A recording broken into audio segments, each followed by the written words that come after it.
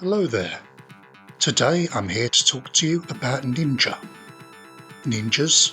Ninjai? Ninji? Hang on. Okay, ninjas it is. Ninjas were all over popular culture in the 1990s, like the Three Ninjas series of mediocre action comedies. And of course there was no way to avoid the adolescent, abnormal warrior terrapins. I played the last ninja games on C64. Never completed them, mind. They were bastard hard, and I'm not sure I even knew what I was doing. I was only 5. There were loads of ninja-based games on the 8-bit machines, some of which were delightfully bizarre and creative in their premise. Ninja Golf? BMX Ninja? Honestly, I'm surprised no one developed Ninja Stock Market Investment Manager. I believe it was the early summer of 1994. I remember one time my mum took me to an aunt's flat where they had somehow arranged for us to rendezvous with a random bloke, his car boot filled with Mega Drive games, like some kind of travelling salesman. An electronics boot-eek, if you will. God knows who he was or where he came from, or how they came across this vendor in the first place. I recall buying 3 games from this not at all shady gentleman. Then he closed his boot, and just as mysteriously as he'd materialised, he was gone in the afternoon haze, like a temporal anomaly, dust in the wind, or more appropriately, like a ninja. One of those games happened to be Shadow Dancer, The Secret of Shinobi. I'd long been aware of Shadow Dancer, often seeing screenshots in the Commodore 64 magazines, and later in the Mega Drive ones. You see, pre-internet, we often only heard about new games and systems via carrier pigeon. The original version of Sega Shadow Dancer released in arcades in 1989, 2 years after its precursor, Shinobi. It spawned several ports to 8-bit systems such as the aforementioned C64, Spectrum, and even the Master System. Most are a faithful recreation of the arcade experience, as much as the limited hardware allowed anyway. But today we're talking about the Mega Drive version, or the Genesis one if you're American, for which I must offer my deepest sympathies. This version was not a port derived from the arcade. Instead, it is an original reimagining of the concept, fleshed out beyond the scope of the coin-op. The Mega Drive version of Shadow Dancer, subtitled The Secret of Shinobi, not to be confused with The Secret of Chernobyl, which was radiation, was helmed by Tomohiro Kondo and released in 1990 in Japan and the US, and the year after for us PAL region dwellers. Later, Kondo would go on to direct The Mansion of Hidden Souls and Panzer Dragoon II Zwei on the Sega Saturn. More recently, he was the lead game director on World's End Club, which released for Switch and Apple App Stores. 1997. Titanic was released. Princess Diana ascended in Paris. Netflix started shipping DVDs in the US. British ruled Hong Kong is handed over to China. NASA's Pathfinder probe lands on Mars. And in New York, underground crime syndicate Union Lizard has its slivery grip on the city. No one is safe from the corruption and chaos of this cult of salamander supporters that rule the ruins of the streets.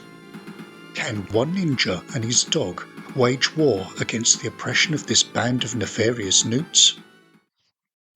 One thing in this game stands out above all else. This game has Doggo! Oh, look at Doggo! His name is Yamato.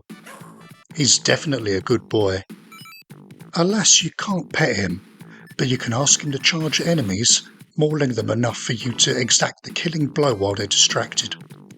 Just make sure you're quick, otherwise the bad guy breaks free and hurts your canine companion, which for some reason turns him into a super adorable little pupper. Oh, look at his little feet! He can't attack in this miniature state, and it takes a while to return to his regular vicious big boy form. He is a very, very good doggo. I could just end the review there. As dog and ninjas, 9 out of 10. Other than canine companionship, the game plays like a standard platformer, albeit a damn tricky one. You play a lone ninja warrior who may either be Joe Musashi from the mainline SHINOBI games or his son Hayate, depending on which language instruction manual you read. To avoid confusion on this, I'll just call him the Shadow Dancer from here on. Your arsenal consists of a sword, shuriken, and a very limited supply of powerful ninjutsu magic. Your sword only comes into play in close encounters by pressing the same standard attack button that usually tosses shuriken at distant foes. Some enemies have weapons that can block your sharp throwables, so need either good timing to exploit a weak spot, or perhaps a bit of persuasion from Yamato. Holding down the attack button charges your dog meter, and when full, if Yamato is in reach of an enemy and barking, release the button to have him dash and tackle the goon, making them a much easier target. You have a standard jump via the jump button. It makes you do a jump. See? For higher ledges that you can't seem to reach, you can hold up on the D-pad and jump to do a flip onto that surface. The same works in reverse for jumping down by pressing down and jump. And then comes the magic. The magic button will freeze all enemies on the screen while the Shadow Dancer performs some ritual to summon flames, tornadoes, all sorts of ninja gubbins to either destroy everyone evil on screen or take 2 hits from bosses.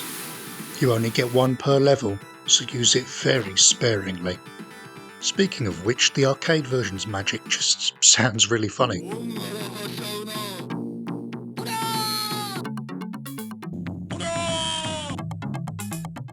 Your objective is to save hostages held by the Union Lizard crew and to make it to the end of the level.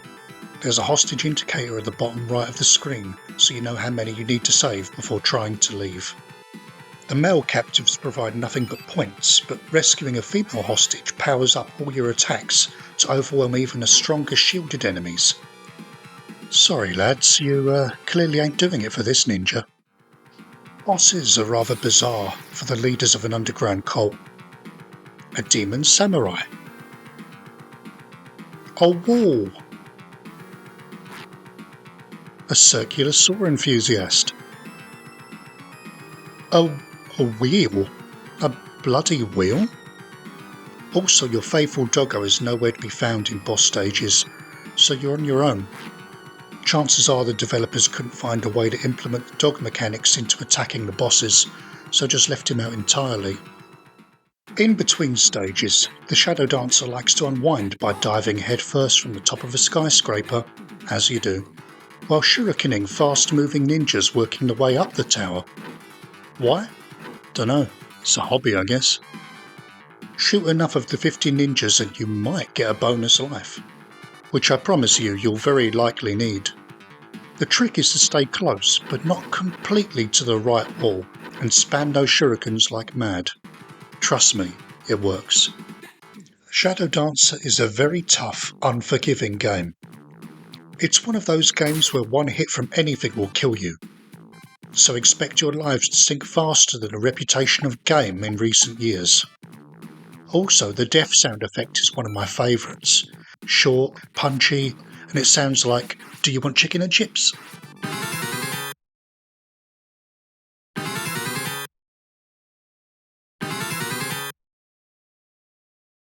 From the city streets to the Statue of Liberty, through dark caves into the inner sanctum, the stages are varied enough. This game also contains another example of the elevator level trope, which I've discussed previously on my first ever video on Streets of Rage. If you've not seen it, perhaps it's worth a punt after this one? The music by Keisuke Sukuhara is memorable enough, though it does feel a bit pale when compared to Yuzo Koshiro's work on the other SHINOBI games. Yet it does set itself apart by having a grimier, rougher feel, likely to complement the visuals of a broken, corrupt world.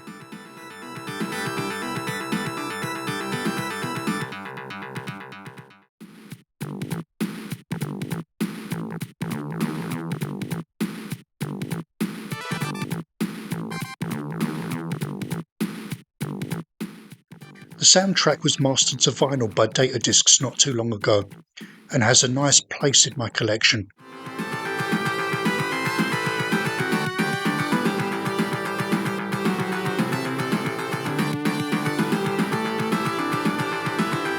The game was received adequately enough at the time, although Revenge of Shinobi and Shinobi 3 got higher average review scores across the board.